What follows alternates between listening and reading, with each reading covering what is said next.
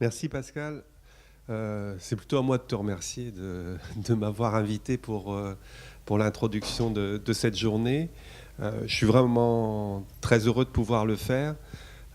Tout d'abord, ce que je voudrais dire, mais je ne vais pas insister parce que tu l'as dit, c'est un programme interdisciplinaire qui s'est mis en place dans le cadre du SPC, qui, pour l'école, était un programme important parce que ça correspondait aussi à une des priorités qu'on s'était données à l'école, une de nos 5 priorités qui était sur la sécurité sanitaire. Donc c'est vrai que dans ce contexte-là, et tu as beaucoup œuvré pour ça, le fait qu'il y ait un programme interdisciplinaire dans le cadre du SPC qui se concentre sur tous les aspects de la sécurité sanitaire, et Dieu sait s'ils sont nombreux, était pour nous quelque chose d'important au sein de l'école, mais je pense aussi important parce que ça permettait de faire le lien avec un certain nombre de structures, d'équipes et de personnes qui travaillent sur le sujet.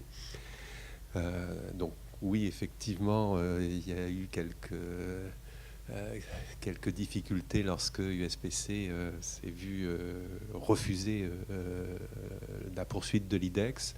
Mais malgré tout, je pense que le fait que ce programme continue à travailler et que vous ayez mis des ponts entre vous est quelque chose qui, de toute manière, est là pour durer et peut-être aussi pour produire des choses nouvelles dans le domaine de la sécurité sanitaire. Deuxième point sur lequel je voudrais aussi dire quelques mots, c'est sur le titre de ce dont vous allez discuter aujourd'hui. Pour ma part, j'ai trouvé vraiment très intéressant que vous preniez cette orientation-là à travers cette journée. C'est vrai que c'est quelque chose de relativement nouveau. Je pense qu'il y a des gens qui travaillent sur ces sujets-là, mais d'en faire un sujet de débat collectif me semble vraiment quelque chose d'intéressant, à la fois parce que c'est la teneur de tout ce qui peut être discuté entre vous tient aussi au fait que vous venez d'horizons différents, et je crois que là, à la fois l'interaction entre les différentes disciplines est un élément important, et pour nous à l'EHESP, c'est une de nos marques de fabrique, c'est-à-dire le plus possible, on essaye de faire en sorte que sur des sujets qui sont des sujets complexes, liés à la santé publique d'une manière générale, les approches soient des approches inter, multidisciplinaires, mais en tout cas avec un croisement des regards des disciplines. Et je crois que là, avec la journée telle que vous l'avez préparée, on est vraiment aussi dans cette optique de dire qu'est-ce que peuvent nous apporter les différentes disciplines par rapport à ce qui est appelé la science réglementaire.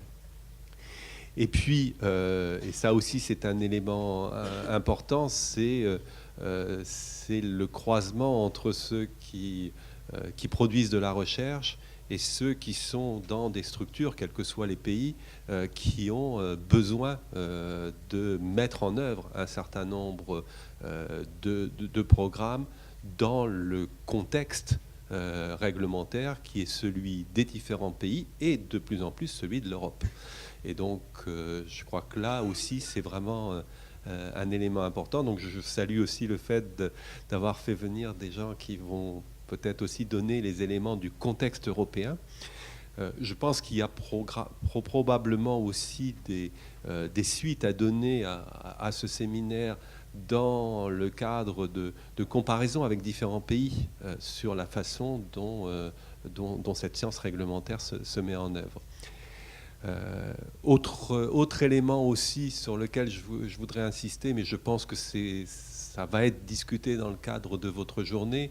Je crois que ce qui est intéressant aussi, c'est de voir l'ensemble du processus, c'est-à-dire pas uniquement comment s'élaborent les normes, même si les normes et règlements, même si je crois que c'est un élément majeur de ce dont vous allez discuter aujourd'hui, et quelle est la place des aspects techniques et scientifiques par rapport à d'autres contraintes ou d'autres éléments de contexte, et je pense notamment le contexte social et politique. Mais c'est aussi, et je pense que ça c'est un élément majeur de la réflexion que vous allez avoir aujourd'hui, c'est comment elles se traduisent, ces normes élaborées, comment elles se diffusent et comment elles sont ou non adoptées par les différents organismes ou comment elles sont perçues par la population.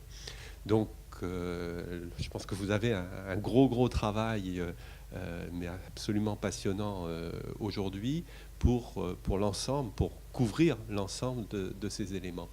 Et les différents exemples que vous allez prendre, je crois que sont vraiment intéressants parce qu'ils vont jouer à des niveaux différents. Et puis, dernier point sur lequel je souhaite insister pour revenir à l'école, à l'EHESP, c'est que ça nous intéresse tout particulièrement à l'EHESP, la réflexion que vous allez avoir. Et le plus elle sera traduite, le mieux pour moi ce sera, parce que vous n'êtes pas sans savoir que le HESP forme énormément de personnel des administrations qui doivent appliquer des normes. Et je pense, nous avons dans les filières professionnelles que nous formons, de nombreuses personnes dont l'intitulé est en partie inspecteur. Donc c'est inspecteur de l'action sanitaire et sociale, c'est médecin inspecteur, c'est pharmacien inspecteur, et on a aussi dans le domaine de la santé et environnement tout un tas de personnels que l'on forme qui ne sont pas, où il n'y a pas le mot inspecteur, mais dans lesquels les modalités d'inspection sont importantes. Et je crois que, je le dis en toute humilité, je pense qu'on n'a pas assez à l'EHESP mis en contexte les éléments dont vous allez discuter pour les redonner aussi aux personnes qui vont avoir ce type d'inscription professionnelle. Donc c'est vrai que moi j'attends beaucoup de cette journée et peut-être des suites parce que c'est, je crois, quelque chose qui nous manque en termes de réflexion et du coup qui nous manque, nous, en termes d'apport pour la formation. Donc je suis tout à fait preneur de la richesse de vos réflexions et de vos débats. Je ne pourrai pas rester toute la journée, mais j'essaierai de rester une bonne partie de la matinée. En tout cas, je vous souhaite bien entendu des travaux fructueux, mais je souhaite surtout que cette réflexion-là aboutisse et se perpétue à travers un certain nombre d'activités à la suite de cette journée. Bons travaux. Merci beaucoup. Encourageant discours, en tout cas porteur. J'espère qu'on va pouvoir continuer, en tout cas, dans cette voie. Alors, d'abord, comme vous avez bien compris, le titre parle de lui-même, si je puis dire, puisqu'on a là tous les mots-clés. On a l'interdisciplinarité, on a les crises, la protection sanitaire, qui sont une traduction de ce qu'on pourrait appeler en français la sécurité sanitaire. Et puis, on a la recherche. Les objectifs du programme, c'est donc de dynamiser la production scientifique sur des thèmes majeurs de santé publique. Donc on vient de le rappeler, et Laurent Chambaud vient de dire à l'instant combien il trouvait important, même pour la formation professionnelle, que les gens comprennent comment effectivement les normes et les règlements sont fabriqués, je dirais, en s'appuyant sur des données objectives, scientifiquement validées.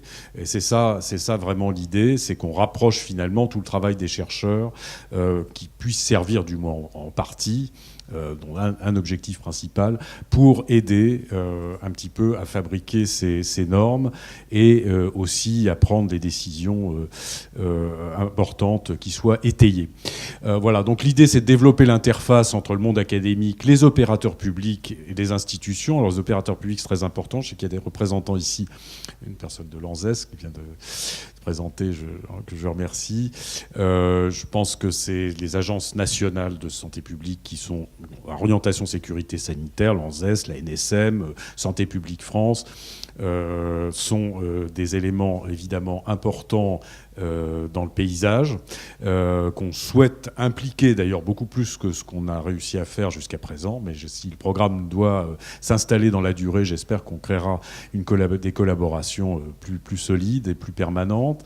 Et puis créer un réseau scientifique d'équipes de recherche qui, au départ, ne sont pas nécessairement orientés sur cette problématique, mais qui peuvent y contribuer. Je pense que c'est comme ça qu'il faut le voir. Je ne pense pas qu'il y ait une équipe de recherche qui fasse de la regulatory science, à mon avis. Enfin, en tout cas, dans le paysage français, je le sens mal pour l'instant. Mais par contre, des équipes de recherche qui font soit de la santé publique, soit parfois des sciences plus fondamentales, puisque par exemple, dans le domaine environnement, il y a des équipes qui travaillent plus qui sont biologistes, qui sont fondamentalistes, d'autres qui travaillent plus sur les politiques de santé. Enfin, dans ce programme, on essaye de réunir un petit peu tout ça, et puis l'épidémiologie aussi.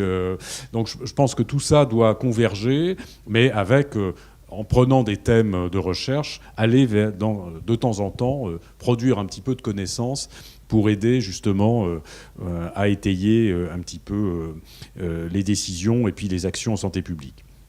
Alors voilà, donc en fait, c'est toute cette convergence-là, ça reprend un petit peu ce que je viens de dire. La société civile est un acteur, la communauté scientifique, les agences, et puis le principe, c'est d'essayer de faire le lien avec tout ça et de contribuer à la décision. L'idée, c'est que l'interdisciplinarité, c'est un mot compliqué. Enfin, c'est un mot compliqué. Je veux dire, c'est un mot que tout le monde croit comprendre, mais c'est sûrement polysémique parce que personne ne sait vraiment ce que c'est, en fait. C'est-à-dire que quand on fait de la recherche, on a quand même un domaine de spécialisation. Toutes nos structures académiques sont orientées, et y compris, je parle pour les plus jeunes qui sont ici, on ne peut pas faire une thèse ou un master interdisciplinaire. Aujourd'hui, ça rentre pas dans les tuyaux. C'est un vrai problème d'ailleurs peut-être, mais enfin c'est comme ça, en tout cas dans notre pays. Je ne sais pas ce qu'il en est peut-être c'est plus facile dans certains pays anglo-saxons d'avoir cette valence, mais en tout cas on fait par exemple une thèse en biochimie ou une thèse en épidémiologie, mais on ne fait pas une thèse en épidémio, sciences sociales, biomédecine, ça n'existe pas. Donc il faut trouver un moyen pour que les travaux scientifiques puissent avoir une valorisation, voilà, qui est bien sûr partent de la discipline d'origine, mais puissent avoir une ouverture. Je pense que c'est ça qui est important. Et c'est surtout au niveau des collaborations, d'ailleurs, que ça peut se faire. Alors, dans les grands pôles et par rapport aux forces entre SHS, qui est un vaste panier, les gens qui représentent les SHS ici doivent avoir des boutons quand ils voient ça, parce que ça ne veut rien dire, évidemment. On le sait, il y a plein de disciplines à l'intérieur. La biomédecine, vous me direz, c'est la même chose. Et quant à l'épidémiologie, c'est peut-être encore ce qu'on peut éventuellement le mieux caractériser sur cette slide, mais c'est pas, ça peut recouper aussi différentes approches.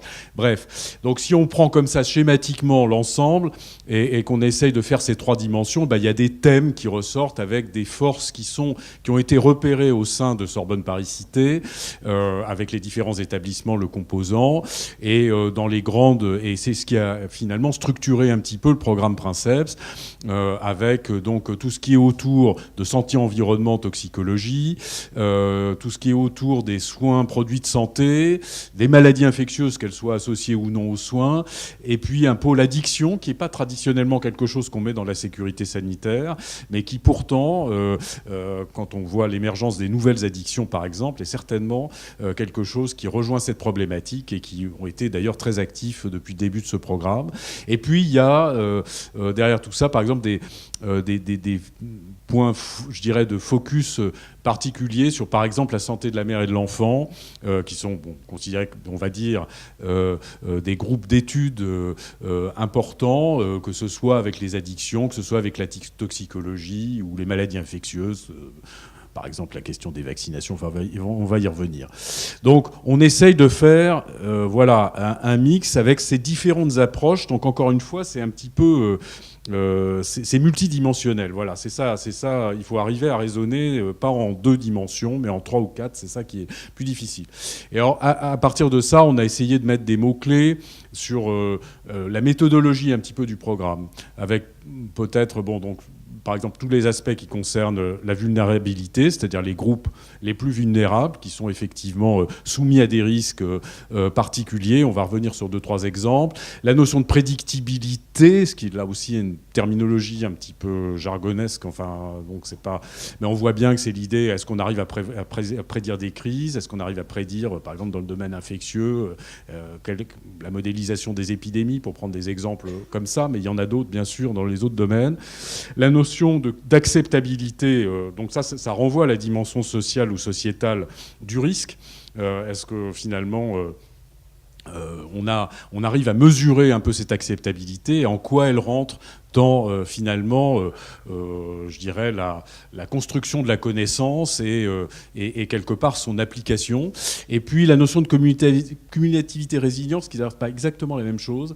Enfin, c'est l'idée que quand il y a une crise, on absorbe le choc, ça c'est la résilience, puis on essaie de reprendre sa forme initiale. Ça c'est la définition, disons, brute de la résilience en termes de risque. Et on tire les leçons de l'expérience. C'est ça probablement le plus important. Et c'est là peut-être où la notion de cumulativité, d'expérience répétée, augmente à ce moment-là la force finalement du système.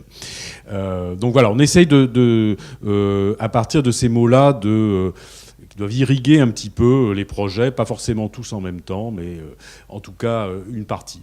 Et c'est ça qui crée la grille de lecture aussi pour la sélection des projets soutenus dans le cadre de ce programme. Alors là, pour prendre des exemples en maladies infectieuses, parce que c'est un domaine dans lequel je maîtrise à peu près, il y a les risques associés aux pratiques et aux soins. Par exemple, on verra volontiers le mot prédictibilité, on verra aussi le mot vulnérabilité. Par exemple, la vaccination, je pense que les groupes les plus vulnérables qui doivent bénéficier des vaccinations, mais ça on va avoir l'occasion de redébattre à l'occasion de différentes présentations dans la journée, je pense que c'est un assez bon exemple. Et puis au niveau du médicament, on voit les crises actuellement, le lévothyrox encore récemment, enfin bon, il y a beaucoup de choses qui concernent aussi la dimension sociétale et la perception du risque, et donc l'acceptabilité. Et puis, dans le domaine de santé-environnement, là c'est pareil, je ne vais pas rentrer dans le détail, il y a plein de projets. Vous avez un programme qui est écrit, je rappelle, que vous pouvez consulter sur Internet, donc pour tous les détails. Là, je vais vite pour ne pas empiéter trop sur le programme. Je donne juste les grandes lignes, mais c'est pareil, on peut retrouver ces mots-clés assez facilement.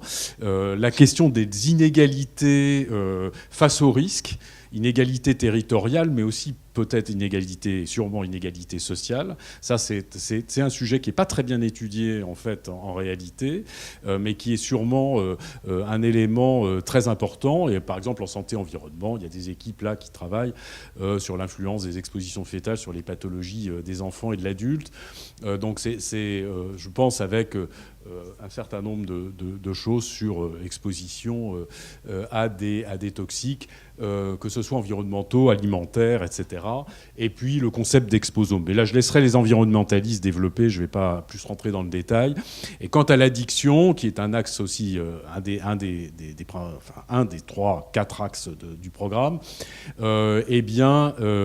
là aussi, on retrouve alors assez facilement l'idée, par exemple, toutes les questions autour du binge drinking, qui sont donc un risque émergent, comme vous le savez, chez les jeunes. Ça fait partie, il y avait eu des présentations dans le cadre d'autres séminaires, d'ailleurs, de ce workshop auquel le programme était associé, sur ces questions-là, qui sont des risques émergents, finalement, des nouvelles addictions, en tout cas des nouveaux phénomènes, même si la notion d'addiction doit être discutée, qui sont très intéressants. Et puis, voilà. Et il y a aussi la question, là encore, des risques dans certaines populations vulnérables. Voilà. Alors, donc, en gros, le programme, c'est plusieurs types d'actions. C'est bien sûr des séminaires scientifiques. Bon, aujourd'hui, c'est un exemple. C'est des financements étudiants. Et là, je redonnerai juste 2-3 détails rapidement pour dire combien on a financé depuis le début, mais qui vont des masters aux thèses jusqu'au postdoc. C'est bien sûr le soutien à certaines manifestations scientifiques par domaine, puisque donc le programme a été associé dans les différents axes que je vous ai montrés à différents workshops ou séminaires. partenaires, c'est le développement de partenariats étrangers au travers des équipes de recherche. On aimerait que ça prenne une dimension un peu plus importante, mais bon, on va y travailler si on nous laisse l'occasion de le faire, j'espère. Et puis, bon, c'est les outils de communication, le site internet, et Marie Camadron, en l'occurrence, avec les prestataires, ont développé un outil, je pense, qui est tout à fait intéressant. Un exemple juste sur la formation étudiante. On avait prévu de faire plus avant de savoir que l'IDEX, pour l'instant, était en suspens. Mais on a 2 thèses. Je pense qu'il y a au moins une personne que je connais qui est ici aujourd'hui, qui est soutenue donc, pour un financement sur ces 2 thèses. Donc une qui concerne plus les maladies infectieuses et l'autre qui concerne plus l'environnement. Il y a eu... jusqu'à présent, 26 Master 2 financés sur les 2 ans du programme, avec plusieurs vagues qui ont été donc financées. Et puis, cette année, on a également eu 3 postdocs qui ont bénéficié du financement du programme.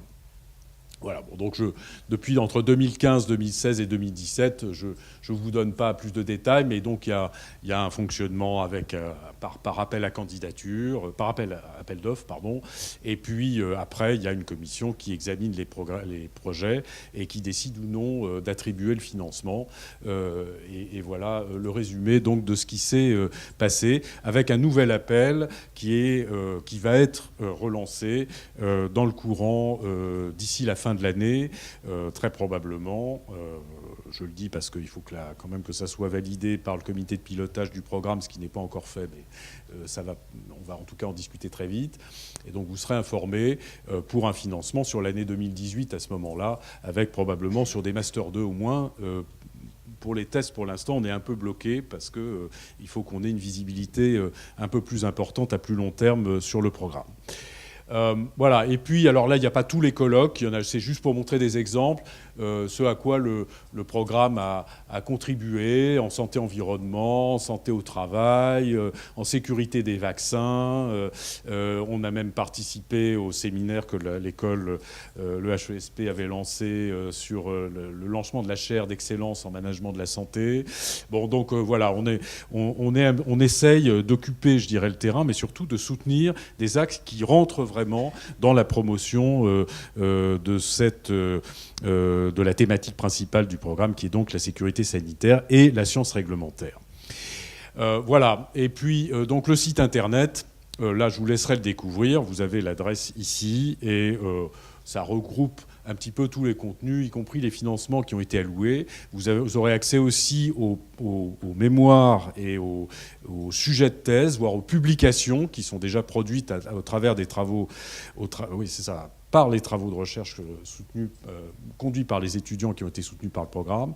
Mais vous allez en voir quelques extraits pour ceux qui ont bien voulu venir aujourd'hui. Ils ont mis des posters, donc comme je vous l'ai dit tout à l'heure, pour aller voir. Et puis voilà, pour le reste. Alors, l'équipe dont je rappelle, j'aurais pu commencer par là, mais je me suis dit qu'il valait mieux mettre ça à la fin, parce que je crois que tout le monde le sait. Donc, les établissements qui soutiennent... Donc, dans le cadre de la communauté USPC, ces programmes interdisciplinaires. Donc, le président du USPC, François Houillet, viendra faire la clôture de ce séminaire tout à l'heure. Donc, je pense qu'il reparlera un petit peu de la politique USPC, en tout cas ce qu'il pourra vous en dire. Et là, je ne vais pas parler à sa place. En sachant que, bien entendu, il y a 9 programmes interdisciplinaires au départ qui avaient été soutenus, dont Princeps. Et donc, nous sommes l'un des 9 programmes interdisciplinaires soutenus dans le cadre de ces communautés USPC. Et essentiellement avec les établissements qui sont ici, dont le HESP et l'établissement Pivot, hein, comme je vous l'ai dit tout à l'heure. Et puis il y a bien sûr des partenaires, alors académiques extérieurs, une autre université que vous connaissez qui est juste à côté, et puis le CNAM aussi, qui participe également et qui ont une expérience en plus avec en particulier l'équipe de William Dab, enfin maintenant c'est plus lui directement, mais en tout cas qui a été un acteur très important au niveau institutionnel dans le domaine de la sécurité sanitaire. Et puis bien sûr les partenaires, je dirais, les opérateurs, hein, on va dire, publics, qu'ils soient nationaux ou régionaux, hein, puisqu'on est quand même en Île-de-France, et l'ARS Île-de-France est aussi intéressée, peut-être il y a des représentants aujourd'hui d'ailleurs, par cette démarche. Voilà. Donc ça, c'est l'équipe. Je ne vais pas vous détailler. Hein. Nous sommes en grande partie ici pour ce qui concerne le comité de pilotage. Et puis, il y a un comité stratégique qui s'est réuni une fois, qui n'est pour l'instant, qui se réunira probablement, j'espère en tout cas dans l'avenir, une deuxième fois, lorsqu'on aura peut-être les idées plus claires sur le devenir institutionnel de cette histoire. Mais je ne doute pas que ça va bientôt arriver. Voilà. Puis les différents groupes dont je vous avais parlé tout à l'heure, je redétaille pas. Donc voilà à quoi ressemble ce programme. Alors juste un petit mot sur les perspectives qu'on aimerait développer, en supposant que tout ça soit possible. Et encore une fois, on est vraiment... enfin, j'espère que notre proactivité va nous être... en tout cas, va payer, si on peut dire. C'est bien sûr aller vers les partenariats internationaux. Alors je pense que Daniel pourra en parler mieux que moi, Daniel Benamouzi, mais on a en perspective en 2018, fin 2018, un grand séminaire santé-environnement avec les Américains, hein, pour être très clair, et soutenu par Sciences Po. Donc je ne vais pas détailler plus, mais pour l'instant, c'est en discussion pour savoir en quoi Princeps va contribuer à ça. Mais en tout cas, c'est une perspective importante qui développerait des partenariats internationaux, évidemment, de grande qualité. Je pense que l'autre point, c'est d'impliquer plus largement les équipes de recherche, parce que malgré tout, vous voyez, aujourd'hui, vous êtes ici de bonne volonté. Nous aussi, on est contents, on parle de choses importantes. Mais c'est vrai que si on était 500, je serais plus heureux, bien que l'amphi soit évidemment un peu petit dans ces cas-là. Mais c'est sûr que c'est compliqué de mobiliser des gens qui, peut-être, dont l'objet principal toute la journée n'est pas la science réglementaire, encore une fois, je l'ai dit au début. Donc il faut arriver à amorcer un petit peu, à montrer en quoi c'est important que des chercheurs viennent s'intéresser à cette dimension. Voilà, même si ce n'est pas stricto sensu leur discipline, mais je sais que c'est parfois un peu compliqué. Voilà, et puis, je l'ai dit tout à l'heure, il faut qu'on resserre, ça c'est probablement ce qu'on n'a pas encore réussi à faire suffisamment, même si tous individuellement, on a des liens dans nos domaines respectifs avec les agences de santé publique, mais je pense qu'il faut qu'on resserre les liens de façon plus étroite avec les différents opérateurs publics, dont les agences nationales de santé publique qui font de la sécurité sanitaire. Voilà, je m'arrête là.